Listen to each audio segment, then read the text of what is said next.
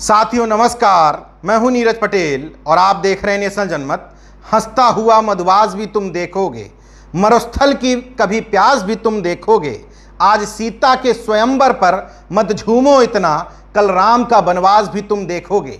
अपनी जाति के विधायकों, सांसदों, गुलाम मंत्रियों के चेहरे देख देख करके खुशफहमी पाले पिछड़े और दलित वर्ग के लोगों के लिए निश्चित तौर पर ये लाइनें बिल्कुल सटीक साबित होती हैं, क्योंकि वो अब वनवास झेलने के लिए अभिशप्त हैं। प्रधानमंत्री नरेंद्र मोदी, जो ब्रांडिंग और मार्केटिंग के बादशाह कहे जाते हैं, उन्होंने नागपुर मुख्यालय के थिंक टैंक के कहने पर शायद एक बार फिर से 31 लोगों को ठेके पर आईएएस बना दिया है। बिल्कुल ठीक आपने सुना, संविदा पर ज्वाइंट सेक्रेटरी जैसा वो महत्वपूर्ण पद थमा दिया है जिस पर आपका बच्चा पढ़ लिख करके मेहनत करके किसी तरीके से इलाहाबाद, दिल्ली या देश के किसी अन्य हिस्से में तैयारी करता है, किसी तरीके से सस्ते कमरे ढूंढता है, तैयारी करने के बाद प्री देता है, फिर मेंस देता है, फिर इंटरव्यू में पहुंचता है, उसके साथ भेदभाव होता है,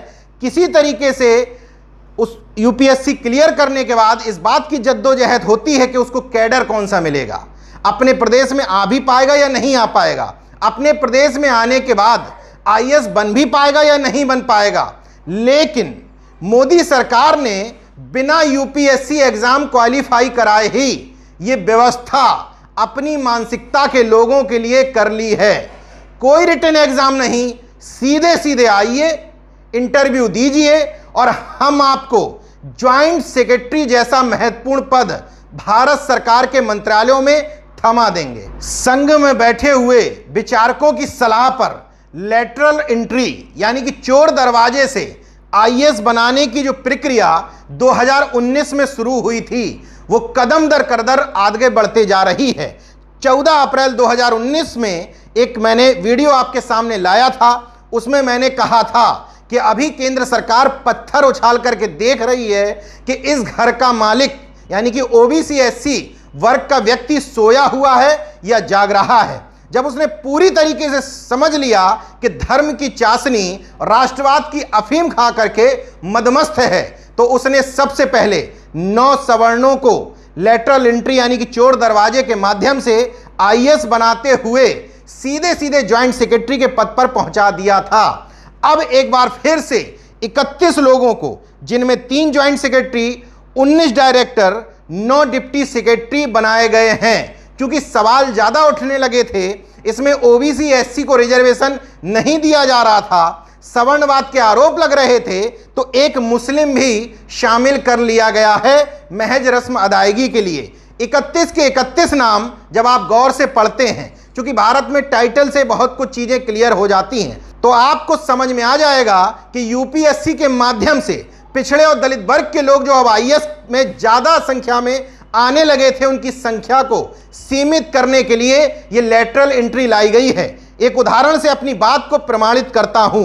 ओबीसी को रिजर्वेशन मिलना शुरू हुआ 1990 में, मंडल कमीशन की रिपोर्ट लागू करने के लिए कहा गया, तमाम झमेलों में उसको उलझाया गया, कोर्ट कचहरी के तमाम चक्कर लगाए गए। इसके बाद 1992 में किसी तरीके से लागू हो पाया, मतलब 93-94 के बैच से यूपीएससी के लोगों को, ओबीसी के लोगों को रिजर्वेशन मिलना शुरू हुआ।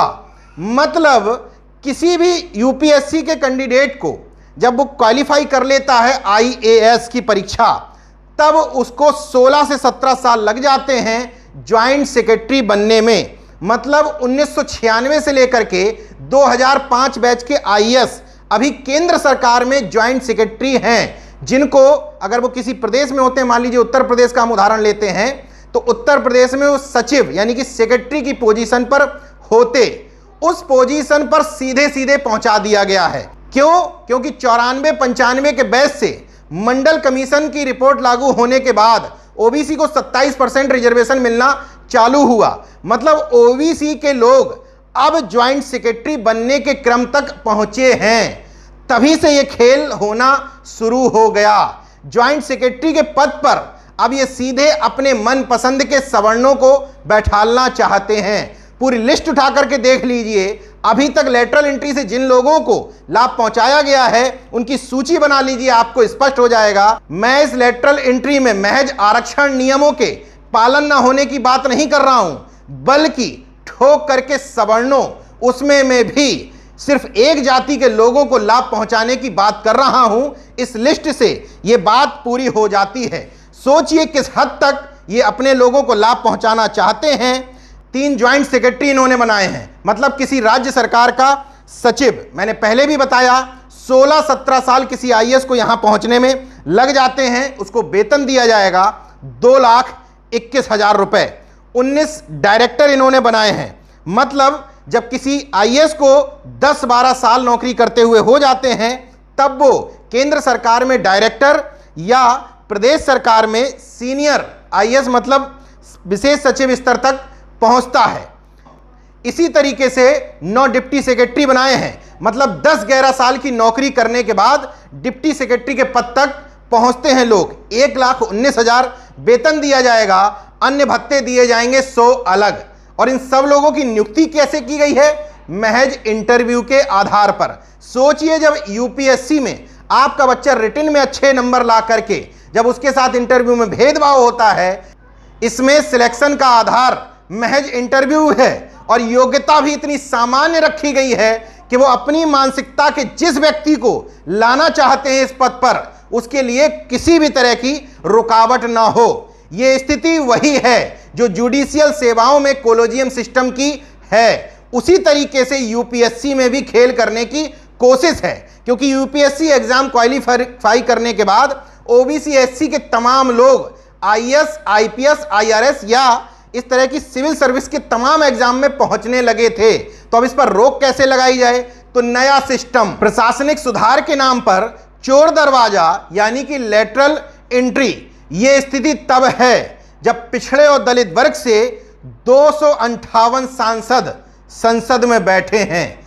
कुल सांसदों की संख्या है 542, जिसमें सवर्ण हैं 232, ओबीसी एससी के हैं 258, एससी के 86 सांसद, एसटी के 52 सांसद, मतलब एससी एसटी के 138, ओबीसी के 120 सांसदों को इसमें मिला दिया जाता है तो संख्या हो जाती है 258। लेकिन सब मूक बधिर बनकर के बैठे हैं। जब हंटर चलाया जाता है मेरे जैसे तमाम सारे लोगों के द्वारा, जुबान से जब चाबुक चलाई जाती है, तब रस्म अदायगी के लिए कोई पत्र लिखने का ड्रामा करता है ताकि उसके जाति के लोग फेसबुक या अन्य सोशल मीडिया पर उस लेटर को वायरल करके कहें, देखो काम तो कर रहे हैं। कोई संसद में बोल देता है, कोई किसी टीवी डिबेट में बोल देता है, लेकिन इन मुद्दों पर जितनी गंभीरता इन पिछड़े और दलित समाज के सांसदों की, विधायकों की, मंत्रियों की होनी चाहिए, माफ करिएगा, वो पूरी तरीके से नदारत है। इसकी जिम्मेदार उनको वोट करने वाली जनता है या वो खुद। इसका आकलन कर लीजिए, क्योंकि बहेलिया आएगा, जाल बिछाएगा, हमको फंसाएगा, लेकिन हम फंसेंगे नहीं। ये रटते रटते कई साल हो गए। बहेलिया आता है, जाल बिछाता है, आपको फंसाता है, आप फंस जाते हैं। कम से कम अपने लिए ही ना सही, अपने बच्चों के भविष्य के लिए ही सही धर्म और राष्ट्रवाद की आंखों पे पड़ी पट्टी हटा दो, वरना जाति के आधार पर अपने अपने जाति के सिलेक्ट हुए कैंडिडेट्स की जो लिस्ट बनाते हो वो समय रहते गायब हो जाएगी। देखते रहिए नेशनल जनमत, जागरूक और सजग बने रहिए। जय विज्ञान, जय संविधान, जय लोकतंत्र। धन्यवाद। तो अगर आपने मेरा YouTube चैनल सब्सक्राइब नहीं किया तो प्लीज़ सब्सक्राइब कर लें और उस बेल आइकन पर जरूर क्लिक करें, जिससे जो मेरे न्यू वीडियो हैं वो आप देख